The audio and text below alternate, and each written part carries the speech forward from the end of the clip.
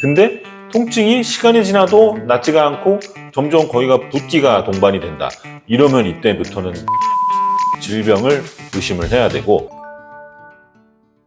안녕하세요. 신경외과 전문의 이정표입니다. 오늘 보여드릴 내용은요, 우리가 캠핑이나 소풍을 재밌게 갔다 와서 그날 밤이나 다음날 너무 종아리가 터질 듯이 아팠던 기억 있으시죠? 오늘은 여기에 대해서 한번 다뤄보도록 하겠습니다. 캠핑 갔다가 다리 터질 뻔한 썰 오늘 한번 알아볼게요. 소풍 다녀오고 캠핑 다녀오고 근데 그 다음날 종아리가 너무 뻐근하고 욱신거려요. 이거 혹시 근육통? 아니면 내가 어디서 본 것 같은데? 이거 혹시 하지정맥류 아니야? 이렇게 생각하실 수 있잖아요. 오늘 제가 그 두 가지의 차이점, 근육통과 하지정맥류의 차이점에 대해서 확실하게 설명드리겠습니다. 첫 번째, 소풍 아니면 캠핑 갔다가 왔더니 종아리가 막 욱신욱신하고 너무 아파요. 이거 혹시 알배김인가요? 아니면 하지정맥류인가요? 대부분은요, 우리가 이렇게 소풍이나 캠핑 갔다 와서 다리가 아픈 거는 알배김이에요. 의학적으로는 뭐라고 설명하냐면 지연성 근육통 이렇게 설명합니다. DOMS라고 부르기도 하는데요. 평상시보다는 좀 많은 활동을 했을 때, 평상시에는 잘 안 쓰던 종아리 근육을 썼을 때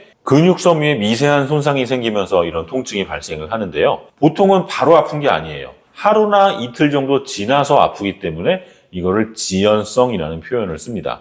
증상은 보통 어떻게 되냐면 어떤 격렬한 활동 내지는 평상시에 하지 않던 활동을 하고 나서 하루 또는 이틀 후에 증상이 시작되고요. 움직일 때 되게 뻐근하고 누르면 아파요. 욱신욱신거려요. 근데 좀 쉬고 스트레칭하고 따뜻하게 찜질을 해주면 대부분은 한 3일에서 5일 정도면 좋아집니다. 그래서 이렇게 그냥 어디 놀러 갔다 오거나 활동을 많이 하고 나서 다리가 아픈 경우에는 크게 걱정 안 해도 돼요. 근데 여기서 우리가 주의해야 될 점이 있어요. 이런 통증이 일주일 이상 지속이 된다든지 아니면 이게 단순히 아픈 게 아니고 정말 육안으로 볼 때도 다리가 붓고 열감이 있고 피부 표면에 핏줄 같은 게 살짝 튀어나오는 게 보인다면 이거는 단순한 근육통이 아닐 수 있다는 겁니다. 이럴 때는 우리가 하지정맥류에 대한 의심을 해봐야 되는 거고요. 하지정맥류가 의심이 된다면 반드시 전문의를 찾아가서 여기에 대해서 진단을 받아보는 게 좀 안전하겠죠. 요즘에는 초음파로 그 자리에서 확인이 되기 때문에 병원 간다면 명확하게 대답을 들을 수 있을 거예요. 그럼 제가 좀 전에 지연성 근육통에 대해서 얘기했잖아요. DOMS. 여기에 대해서 조금 자세하게 알려드리면 지연성 근육통은 평소보다 많은 운동이나 활동을 한 후에 생기고요. 보통 12시간에서 48시간이 지난 후 나타나는 근육통증을 말합니다. 그래서 보통 운동한 다음날 우리 헬스장 안 가다가 헬스 한번 하면 다음날 되게 뻐근하잖아요. 이게 바로 지연성 근육통이에요. 왜 생기냐면 평상시에 사용하지 않던 근육을 갑자기 사용을 하게 되면 미세한 손상이 생긴다 그랬죠? 그러면 이런 미세 손상을 회복하기 위해서 주변에 염증 반응들이 일어나요. 이 염증 반응이라는 게 보통 붓기 같은 증상이 함께 동반을 되는 걸 얘기를 합니다. 일반적으로 한 이틀 정도 지났을 때가 제일 심하고요. 3일에서 5일 정도 때 점점점 회복을 하기 시작을 하고 근육통이기 때문에 시간 지나면서 그냥 좋아지는 그런 특징을 가지고 있어요. 보통 어떤 운동을 할 때 잘 생기냐면 우리가 무거운 물건을 든다든지 아니면 계단을 내려간다든지 걷는다든지 내리막길이나 뛰는 동작처럼 근육이 길어지는 방향으로 운동을 할 때 이런 통증들이 잘 생깁니다. 그래서 우리 보통 안 하던 운동 하는 게 뭐예요? 소풍을 갔는데 갑자기 언덕을 올라가야 될 일이 있어요. 아니면 장시간, 1시간, 2시간 걸어야 될 일이 생겨요. 소풍 가면. 캠핑도 마찬가지죠. 무거운 장비를 들고 언덕을 오른다든지 아니면 산악지형을 올라가서 장비를 펴야 된다. 이러면은 평상시에 안 쓰던 근육을 쓰잖아요. 그때 생기는 근육통이 지연성 근육통이라고 할 수가 있겠습니다. 두 번째 궁금한 점. 근데요, 며칠이 지나도 낫지가 않고 붓기가 있어요. 이거 뭔가 이상한 거 아닙니까? 너무 좋은 질문이에요. 붓고 며칠이 지나도 잘 낫지 않는다. 일반적인 알배김, 그러니까 지연성 근육통은요, 보통은 3일에서 5일 정도면 점점 좋아진다 그랬잖아요. 근데 통증이 시간이 지나도 낫지가 않고 점점 거기가 붓기가 동반이 된다. 이러면 이때부터는 질병을 의심을 해야 되고 가장 주의 깊게 봐야 된다는 거 아까 뭐라 그랬어요? 하지정맥류 같은 질환이라 그랬죠.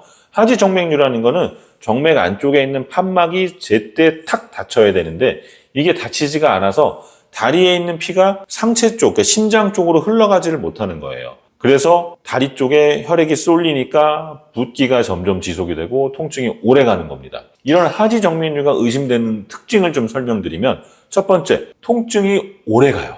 그리고 가만히 있으면 굉장히 무겁고 쑤시는 느낌이 듭니다.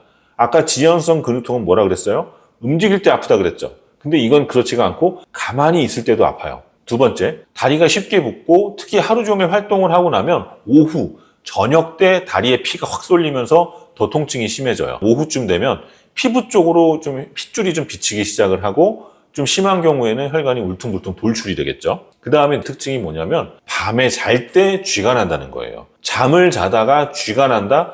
이거는 거의 정맥류가 있다고 생각해도 과언이 아닐 정도로 특징적인 증상입니다. 그래서 이런 증상들이 단 한 가지라도 있다면 그러니까 통증이 오래가고 가만히 있어도 아프고 쉽게 붓고 핏줄이 비치고 잠을 잘 때 쥐가 나는 이 네 가지 증상 중에 하나라도 있다면 이거는 단순한 근육통이 아닐 수 있다라고 보고 병원 가서 진단을 받아보는 게 좋아요. 특히 소풍이나 캠핑처럼 평상시보다 활동량이 좀 많았다. 그럴 때 이런 통증이 생겼으면 단순히 피로인가? 라고 넘기지 말고 한 며칠이 지나도 아프다면 이거는 좀 질병을 고민을 해봐야 합니다. 자, 세 번째 질문. 그러면 근육통이랑 하지정맥류는 어떻게 구분할까요? 굉장히 많이 받는 질문 중에 하나예요. 저한테 이제 진료 보러 오시는 분들도 굉장히 궁금해하시고 저 이거 확인하고 싶어요 이렇게 오시거든요. 조금 무리하고 나서 오는 통증이 단순한 근육통이냐 아니면 혈관의 문제냐 체크 포인트 한 4가지 정도를 설명드리면 첫 번째, 언제 아프기 시작했느냐가 중요합니다. 지연성 근육통은 활동을 한 그날은 별로 안 아파요. 그 다음날이나 이틀 후에 아파요. 하지정맥류는요, 활동을 많이 한 그날 저녁에 아픕니다. 두 번째, 통증의 양상. 근육통은요, 특정 부위를 누르면 아파요. 되게 뻐근하고. 하지정맥류는요, 어느 특정 한 부위가 아픈 게 아니고 전체적으로 쑤시고 짓누르고 무겁고 통증이 넓게 퍼지는 느낌입니다. 왜냐하면 오랫동안 서 있으면서 다리에 피가 쏠려서 통증이 생기기 때문에 그래요. 세 번째, 겉으로 봤을 때 외관상 변화가 있어요. 그냥 단순한 근육통인 경우에는 그냥 외관상 변화는 별로 없어요. 근데 하지정맥류는 외관상 핏줄이 비치기 시작을 합니다. 나 낮에는 안 그랬던 것 같은데 오후 되니까 핏줄이 좀 이렇게 튀어나와 보이기도 하고 푸르스름하게 정맥이 도드라져 보인다면 하지정맥류를 의심을 해야죠. 자, 네 번째, 회복 기간인데요. 근육통은 보통 3일에서 5일 정도면 회복이 돼야 되는데 하지정맥류는 조금 쉬면 낫는 듯 하다가 오래 서 있으면 또 아프고 또 아프고 또 아프고 이게 반복적으로 그리고 점점 자주 나타나기 시작하는 게 정맥류의 특징입니다. 제가 방금 알려드린 이 4가지 구분점을 가지고 구분을 했는데도 좀 헷갈린다. 이러면 그냥 병원에서 초음파 검사하는 게 가장 확실해요. 초음파 검사는 실시간 그 자리에서 혈류를 보는 검사이기 때문에 아파서 병원을 갔어요. 검사를 하면 초음파 딱 되자마자 거의 10분 이내에는 환자분은 하지정맥류가 있습니다. 아니면 단순 근육통이니까 걱정 안 하셔도 돼요 라는 말을 시원하게 들을 수 있으니까 병원 가서 한번 확인해 보세요. 지금 보여드리는 이 테이블이 우리가 지연성 근육통과 하지정맥류를 구분하는 방법입니다. 네 번째 질문, 그럼 하지정맥류는 왜 생기는 건가요? 오래 걸어서 그런 건가요? 하지정맥류는요, 다리 정맥 속에 있는 판막이 약해지거나 망가지면서 생기는 질환이에요. 정맥이 하는 역할은 다리에 있는 피를 심장 쪽으로 이렇게 끌어올리는 역할을 하잖아요. 다리에 있는 정맥은 중력을 거슬러서 올라가야 됩니다. 그렇기 때문에 항상 압력을 받아요. 그래서 그 안에 판막이라는 게 이 압력을 이기면서 피가 올라갈 수 있도록 도와주는 역할을 해요. 일방통행이에요. 밑에서 위로만 가게 하지 위에서 아래로는 못 가게 딱 막아줍니다. 근데 이 판막이 고장이 나면 어떻게 돼요? 정상적으로 위로 올라가야 될 혈액이 올라가질 못하고 다시 내려오는 거예요. 그러면 그 압력이 계속 다리 쪽에 있는 정맥에 압력이 올라가면서 시간이 지나면 이 압력에 의한 염증이 생기고 그게 혈관이 튀어나오게 되는 그런 일이 생기는 겁니다. 동영상 한번 보면요. 정상 상태에서는 저 판막이 열렸다 닫혔다 열렸다 닫혔다 하면서 밑에 있는 피가 위로 올라가죠. 위로만 올라가지 위에서 아래로 내려오지는 않아요. 이렇게 흐르는 게 정상인데 문제가 있다면 이런 식으로 닫히질 않는 거예요. 그대로 내려오죠. 올라가던 피가 그냥 내려와요. 올라가던 피가 쭉 내려오면 어떻게 되겠어요? 다리 쪽에 피가 쏠리잖아요. 이게 하지정맥류가 생기는 원인입니다. 그러면 오래 걷거나 서 있으면 왜 증상이 악화되는가? 우리가 오래 서 있거나 걷게 되면요, 우리 정맥이 중력에 의해서 피가 다리 쪽으로 쏠리죠. 그럼 이거를 퍼 올려야 되는데 퍼 올리는 힘이 약해지고 올라가던 피도 다시 내려간단 말이에요. 그러니까 오래 서 있거나 걷게 되면 다리 쪽 정맥에 피가 고이게 되고 종아리를 뻐근하게 하고 붓게 하는 결과가 생기는 겁니다. 그래서 보통 하지정맥류 잘 생기는 직업분들이 있죠. 교사, 선생님들 하루 종일 서서 강의하시잖아요. 간호사들도 정말 하루 종일 서서 일합니다. 앉을 새가 없어요. 미용사분 일하는 자세 보세요. 늘 서서 일을 하게 되죠. 그래서 교사, 간호사, 미용사 같은 직업이 이런 하지정맥류가 잘 생기는 직업 중에 하나예요. 주요 원인을 좀 정리해서 다시 설명드리면 유전적인 요소도 굉장히 많아요. 하지정맥류 가족력에 있는 분들 잘 생깁니다. 성별로 따지면 여성이 조금 더 흔해요. 그리고 역시나 나이가 들수록, 그러니까 노화와 관련이 돼 있죠.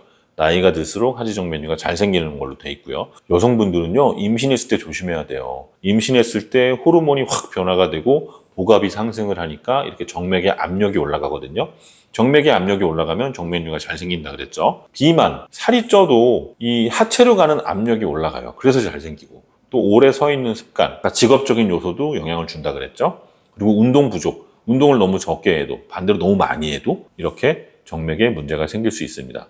그래서 단순히 걷거나 활동을 많이 했기 때문에 그런 게 아니고요. 그 활동 자체가 판막 기능이 약해진 정맥에 부담을 주는 거예요. 그래서 하지정맥류로 확 증상이 나타나는 겁니다. 실제로 보면요. 정맥류 환자분들 어느 순간 갑자기 증상이 시작이 돼요. 상식적으로 생각한다면 이건 서서히 진행을 하는 질환이니까 증상이 굉장히 천천히 생길 거라고 생각하시지만 실제로 물어보면 어느 순간 운동을 하다가 그날따라 운동이 너무 잘 돼서 평상시보다 한 2배쯤 운동을 많이 했더니 그날부터 증상이 생겼다. 이런 분들도 계시고요. 아니면 평상시에는 저는 괜찮았는데 그날따라 운동을 많이 하고 나서 갑자기 종아리가 아프고 그날 밤에 잠을 잘 때 쥐가 나기 시작했어요.